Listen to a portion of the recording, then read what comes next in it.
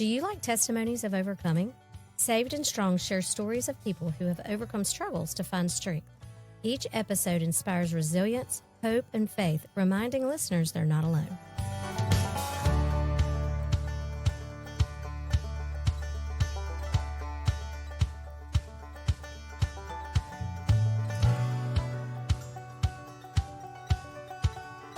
Hi, this is Carrie Watts with the Saved and Strong podcast. Today is going to be a little different. I am the only guest. I'm starting to dedicate some time to protecting children and speaking out against child sex abuse. I wanted you to hear it directly from me. The very first podcast I ever did, I shared my own testimony. So you can go back and listen to that if you would like to. But I'm going to share a little bit of it in this podcast as well. So the first question I'm going to ask myself is, who is Carrie Watts beyond the author bio? I'm going to tell you a little bit about the little girl that I once was. I'm going to take my time here because I want you to hear my heart. So who am I other than the author bio? I am a wife to Dusty. I have 3 sons. They're 23, 21, and 17. And my whole life, I dedicated to being just that, a wife and a mom. And there was nothing more that I wanted for my children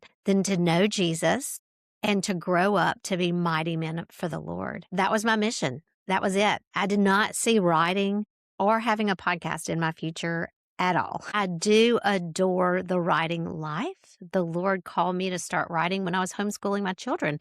I was teaching my boys creative writing, and there was just a spark that started in my heart, and I started waking up early before the boys woke up and before I did my quiet time, and I just dedicated an extra hour of the day to writing my own story, my own memoir, which I've never shared. It's in my old laptop, my old HP laptop. If anything ever happens to me, y'all will know where it is.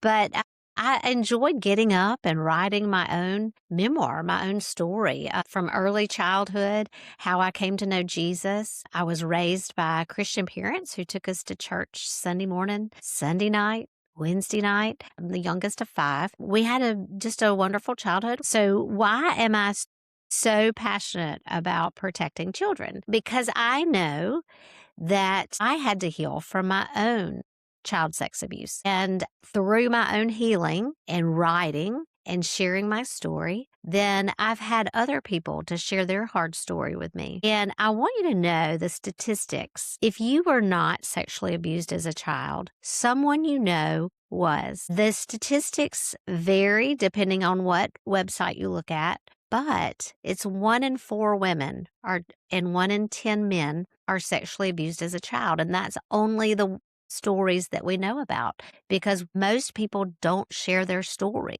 Only 60% of people who were sexually abused ever share their story because of fear, not only from the person that hurt them, but also from being believed. A lot of people are not believed. It is very, very sad. I could tell you story after story after story about people who were sexually abused by someone either in their own home or by somebody they knew, an uncle, a babysitter, a friend, a cousin. It's very sad. And what breaks my heart the most is when someone says it's, their own dad. That's very sad. Or that their mom knew that it was happening and mom never said anything. So I don't want you to leave this podcast because it's sad. I want you to hear me out that we need to be speaking out more. And I do want to read to you, there is a Bible verse in Proverbs about speaking up. And that is why I'm finally to a point in my writing life and my podcasting life where I feel like it is time for us to speak up. Proverbs 31, 8 and 9, it reads, "Speak up for those who cannot speak for themselves, for the rights of all who are destitute. Speak up and judge fairly. Defend the rights of the poor and the needy." And I would say that children are poor and that they are needy. They depend on us to protect them. And many of you have heard me say one of my favorite chapters in the Bible is Matthew 18, when the disciples asked Jesus, who's going to be the greatest in the kingdom of heaven? And he responds by pulling over a child and he says, those who trust me like this child will be the greatest in the kingdom of heaven, right? So back to our questions. The little girl that I once was, as I said, I grew up in a home with parents who loved Jesus and took us to church. But I also had a secret. And I really thought I was alone. I really thought, surely this has never happened to anyone else. And so I'd never told anybody, even my best friend. And I felt guilty for that. I felt guilty that she didn't know the one thing about me that I felt like would help her to know me better. I had to protect my family. Hear me out. How twisted is that I was not protected, but I had to protect my family? That is what happens to children who are abused. They feel like they have to become the protector, not only of other people, but themselves. And so I grew up locking my door. I did. And every night I would lock my door to help protect myself in my own house. And so I want you to hear me out on that is a warped sense of thinking, is that in your own home that you are not safe. And so my first book is about a safe house because I feel very strongly that we need to educate parents to truly be a safe house for your family and your children. I have become an advocate for a new nonprofit in Mississippi called Courage to Rise. And it started out of a very tragic situation in North Mississippi where a young girl was trafficked by her own youth pastor. And so I really want to help not only families to help them know how to make their own home a safe house, but our churches as well. Our churches, without a doubt, have got to become a safer place for children and families. This is probably one of the main reasons I want to speak up for children more is because in churches these days, in the church that I go to, we do a good job of vetting those people who are working with children and the youth by doing a background check. And we interview everybody that's going to work with the children, but we don't educate the parents. And where I think we're real wrong is we believe that someone else, it's a stranger that's going to hurt our children. No, it's someone in our own homes. And I feel like we hear a lot on the news about human trafficking. And it sounds like it's all the illegals coming over the border who are going to steal and traffic your child. And that does happen. But the majority of the children who are sexually abused, please hear me out on this. It's someone in your own home or it's someone in your own family. This is a sad but a very true and real statistic. And I have felt very strongly about speaking out on this. And when I was learning about the Proverbs and doing a deep dive in the Proverbs, I came across this verse, Proverbs 31, 8, and 9. Speak up for the poor and needy. And our children are certainly the poor and the needy. Okay, so I am going to be checking the DOJ, the FBI, all the resources and the news outlets that we have to learn more about what's really going on in the world, because ignoring it has not helped us. But again, it's not all the illegals coming over the border. It is in your own home. It's coming through your screens and it's coming through people who you know.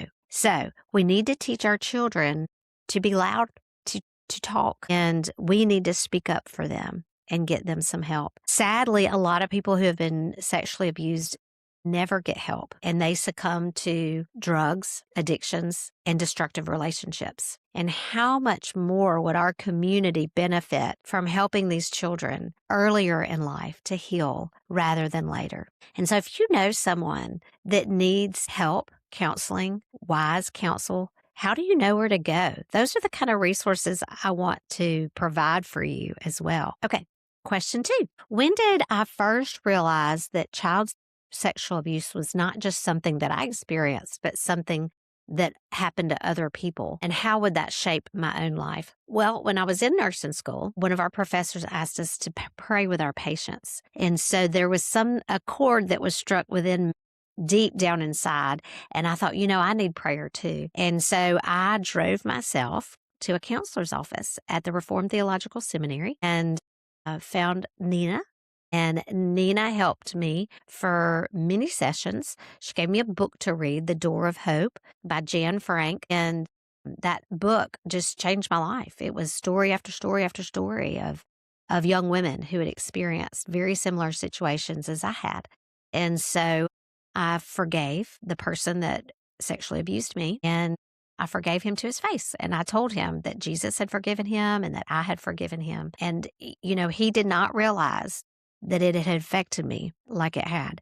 And that's usually the case, is someone that hurts you, either physically, emotionally, or sexually, they move on and they're not as affected. And you carry that for a long time. But the miracle of God is that we can be healed from those things physically, emotionally, spiritually. And so I just want you to hear me out that healing is possible, not just for me, but for you too. And so I think that caused me to want to help other people. Maybe that's why I went into nursing. So I could help other people to heal. But what I didn't realize is that I wouldn't just be helping people heal physically, but also emotionally and spiritually too. I think that's what caused me to be so dedicated to my family and so aware of like who my children were hanging out with and where they were going. And I tried to protect them as much as I could. Even when my youngest got a phone, one of my older sons asked me, "Hey, Mom, can I parent him through having a phone? Because you really don't know what you're doing." And I didn't. I truly am still learning. But I do have a heart to help people to heal, but I also have a heart for justice. And as much as I want to have a soft podcast and post, and I want it to be a soft landing for people to just be encouraged and inspired, I have some rough edges too. And there is a part of me that I've had to work on my whole life that gets very angry when I hear about another child being abused. I really do have a heart to help you and your children to be safe. I really do. And I don't know what to do about it other than inform you and educate you. So that's what I'm going to do. Question 3. I've written novels about abuse, trafficking, and healing. So why write fiction instead of simply telling my own stories? Well, here's why. It's actually kind of simple.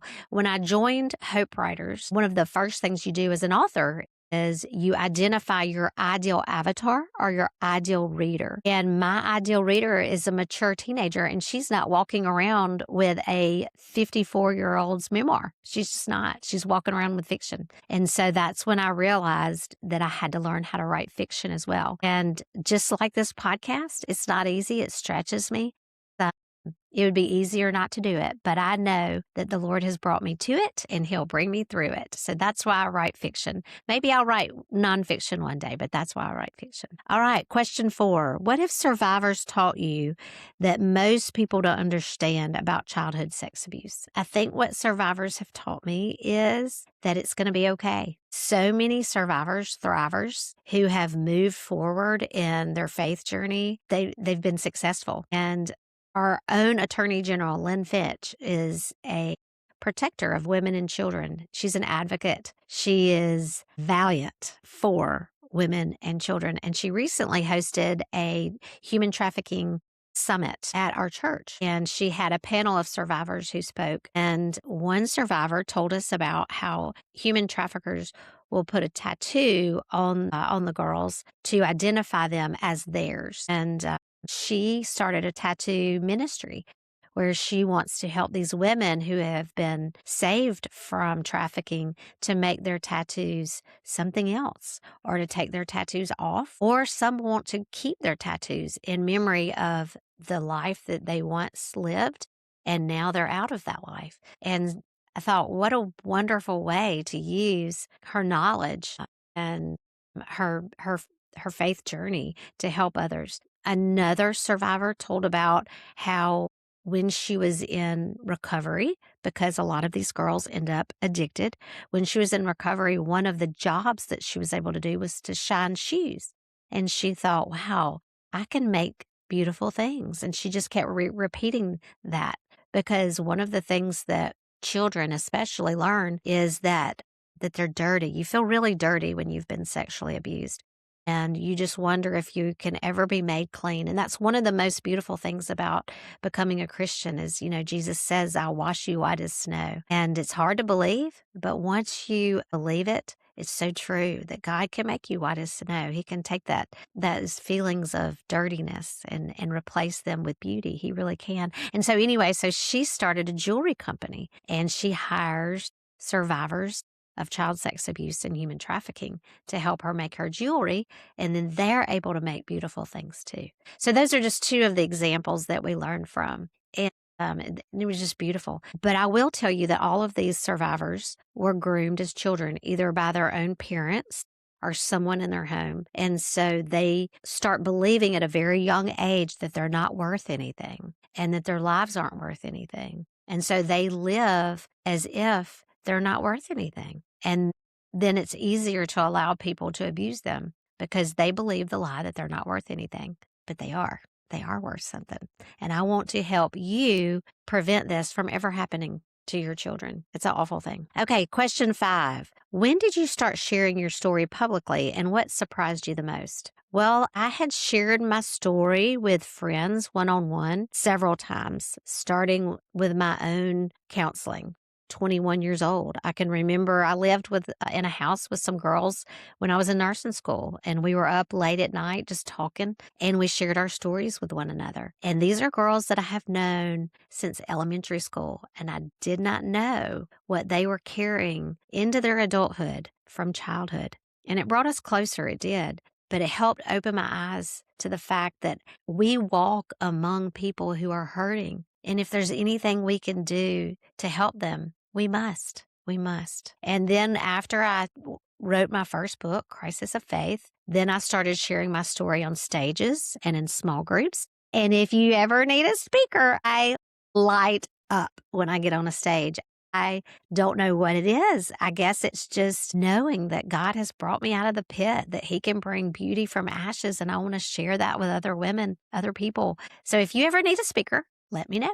I'll be happy to help. I have always said, if you ever want to talk, I'll just stick around, and it never fails. I have women with tears in their eyes come up to me and say, that happened to me. Is it too late for me to heal? And so one thing that I've been asked recently is if the young teen is your ideal reader, then why would you put a mom and a grandmom in the sequel of the book? Well, because here's what I have figured out is the audience that seems to be getting the most out of my young adult fiction book are women my age and older, because it gives them a voice to the trauma that they experienced and they were never able to talk about it. And so I've had, if you look at Crisis of Faith on Amazon and you look at the book reviews, they're all from women my age or older. There's, I think, 36 or 37 reviews on there now. So if you've read Crisis of Faith and you enjoyed it, please go to Amazon and rate and review the book. It will help push it up so that other people can see it and read it. It's on Audible now,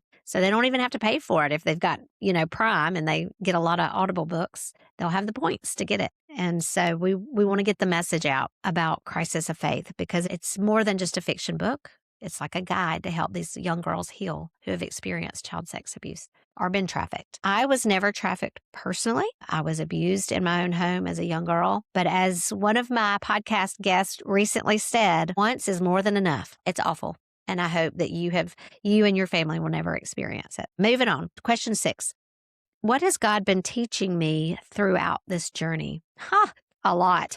He has really been teaching me that He's with me. He's nearer to me now, and we talk to one another more than ever. If you want to get close to God, step into your calling courageously, without hesitation. You will be stretched. You'll have to learn new things. I've been on social media and on Google Docs. I've had to learn a lot about the computer, things that I never wanted to learn. I've had to learn, and it's okay. You can do hard things. That's one thing that I'm learning. I can do hard things. This is not an easy road, but it is a blessed road. So that's what God's been teaching me. If I could sit down with every parent in America for 5 minutes, what would I tell you? Stop being distracted and pay attention to your kids. Wake up. Your kids need you now more than ever. Our world is an evil place. It's more evil than we ever imagined. But God is great, and He is greater than we ever imagined. But we cannot play with the enemy. Don't give yourself over to the enemy, not 1 second of any day. Love God. Have your quiet time. Read the Bible. Read the Bible cover to cover. You will learn a lot about what God is doing, from the ancient pages, you will learn what's going on right here and right now. There's nothing new under the sun, and you want to know Jesus 100%. You want to know Jesus, and you want to get close to him. That's what I would tell you. Wake up. Pay attention. What do I wish every church could understand about protecting children? Well, I did tap into this earlier. I think it's great that churches are doing background checks on all our children's, nursery children's, and youth workers, but that's not where the abuse is happening. It's happening in their own home. So I really wish churches would spend just as much time and attention to parents and families in their own home as to what's going on in the church. Yeah, that's very important. Very, very important. Okay, what gives me hope after hearing so many heartbreaking stories? What gives me hope is the fact that we're talking about it. For so long, everybody kept their hard stories private, and now it is more accepted to share our hard stories, and that gives me hope. Where do you see this mission going over the next 10 years? I do not know, because 10 years ago, I didn't know that I would be an author or have a podcast, but I have met so many awesome people through this author life and podcasting life, going to writing conferences. I do believe that the Lord is stirring hearts to share hard stories, to write hard stories, and to speak on stages and in groups, on podcasts. I think that if we can keep sharing our hard stories, I think you will heal more when you share your hard story. I know every time I do, I heal a little bit more. I'm a believer that healing will never be a completed process until we get to heaven, but it is a process. And so the more you can share your story, the more you will heal, and you will help other people to heal too, because you're opening the door and you're allowing people to step in and go, hey, that's my story too. And we can take each other's hand and lead each other to the healer, Jesus Christ, and to the counselors and wise therapists. There's so many opportunities out there. Group therapy, support groups. In closing, if you've been carrying a secret for years, I want you to know something. Your story is not over. It's not. Evil does not get the final word. Jesus does. And my prayer is that this podcast becomes a place where truth is spoken. Children are protected. Survivors find hope. And together we can become the kind of adults that every child needs and deserves. If my 8-year-old self could see me now, she wouldn't believe it. When I was 8 years old, I was loud and I talked a lot. And I had a diary. And in my diary, my brother wrote in my diary that I talked too much and that I was loud. And I was. And one thing that I was told a lot when I was little is to be quiet. Be quiet. Stop talking. Be quiet. And so the fact that anybody would listen to what I have to say is a miracle. It truly is a miracle. And so what I want to tell you is, if you have a lot to say, talk to Jesus. That's what I've done for years before. That laid the foundation for this really is I realized that if nobody else wants to hear what I have to say, I'll just talk to Jesus. And I've woke up early and I have journals upon journals upon journals where I just wrote letters to God and talked to God. And I honestly think that in those early morning conversations, I was able to gain clarity and direction. And it helped me to focus on what I really needed to be talking about. It's not gossip. It's not just talking about the weather. It's like God said, go ahead and get deep, because we don't need to waste any more time. So if I could encourage you today, don't waste any more time. Get the help that you need. Get the healing that you need. If you've been abused sexually, get Crisis of Faith, not because I wrote it, but I wrote it for you.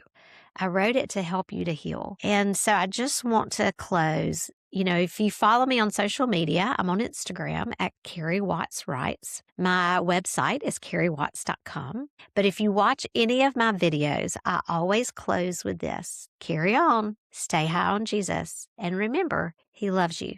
Y'all have a good day.